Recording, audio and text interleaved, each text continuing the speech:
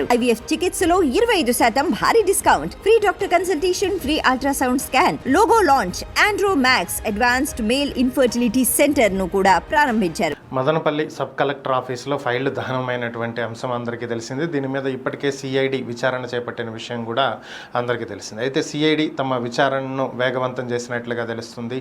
ఇప్పటికే పెద్దిరెడ్డి రామచంద్రారెడ్డి అనుచరులు కొంతమందిని అదుపులోకి తీసుకుని విచారిస్తున్నట్లుగా ప్రస్తుతం మనకున్నటువంటి సమాచారం.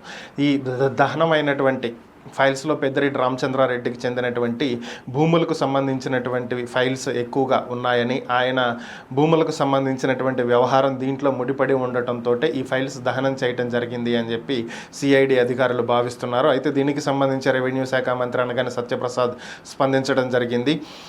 మదనపల్లి ఫైళ్ల దహనం కేసుని చాలా కీలకంగా తీసుకుని పూర్తి స్థాయిలో విచారణ జరుపుతున్నామని, దీని వెనక ఎంత పెద్దవాళ్ళు ఉన్నా సరే వదిలేటువంటి పరిస్థితే లేదని, పెద్దిరెడ్డి రామచంద్రారెడ్డి అనుచరులు దీంట్లో ఉన్నట్లుగా తెలుస్తుందని, అయితే దీంట్లో పెద్దిరెడ్డికి కూడా హస్తం ఉన్నట్లు తెలిస్తే చర్యలు తప్పకుండా తీసుకుంటామని చెప్పి ఆయన ప్రకటించడం జరిగింది. ఈ మేరకు పెద్దిరెడ్డిని కూడా అరెస్టు చేసేటువంటి అవకాశం ఉంది అని చెప్పి సోషల్ మీడియాలో వార్తలు అయితే వైరల్ అవుతున్నాయి.